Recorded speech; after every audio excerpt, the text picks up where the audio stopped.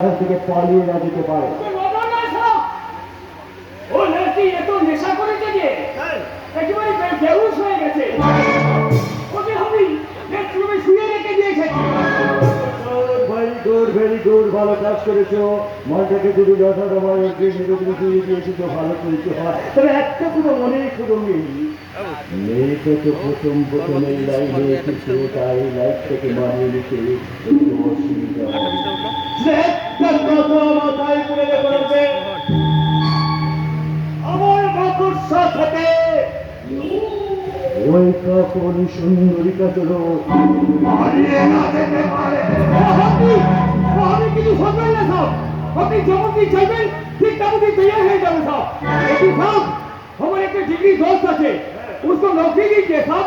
छोटा मोटा जो भी कुछ एक नौकरी दीजिए साहब। একটা লাথি মারবা, দুটো লাথি মারবা না, একটা লাথি মারবা। কেমন করে বলবেন সাহেব? ও তো এতদিন জেলে ছিল। वो एक स्पेशलिस्ट जगह में काम करছিল। वो सारा पुलिस वाले ऐसे उनके की पकड़े नहीं लो बस उसके 3 साल जेल হয়ে গেল। ইসলামের জেনে হয়ে কাজ করতো, একদিন সারা পুলিশ এসে ওকে ধরে নিয়ে গেল।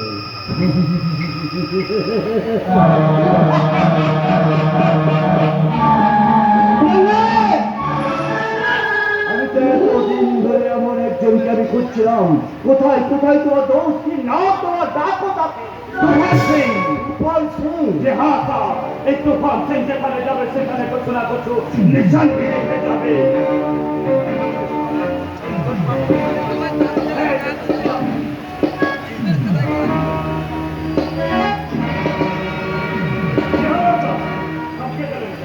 চমকে গেলেন কেন?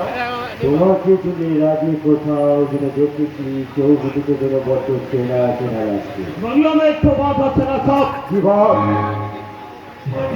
রতন সেনা করেছে কিছু বোকা করছেন কেন স্যার? বোকা করছেন কেন? আমি করিনি, মজা করলাম। মজা কি কথা ভাবতে বলো, কি কি কাজ তোমার জানা আছে? Smuggling, kidnapping, murdering act. তোমার তো কিছু অনেক কাজ জানা আছে। এই রঙিন তোমার দোষকে তো দেখলাম বহুত ডিগ্রিধারী দোষটা ছিল। কিন্তু রঙিন আই এম ভেরি সরি। তোমার এই দোষে এত কাজ জানা দোষে আমার এখানে কোনো ভ্যাকান্সি খালি নেই। ये हमें क्या बोल रहा तो अभी तक के ड्राइवर छूटिए। हमारा बॉस बहुत अच्छा सा ड्राइवर है साहब। अभी যেমন চাকু পিস্তল ধরতে জানে ঠিক তেমনি আচ্ছা স্টারিং भी ধরতে জানে। इस बार सरे রঙিন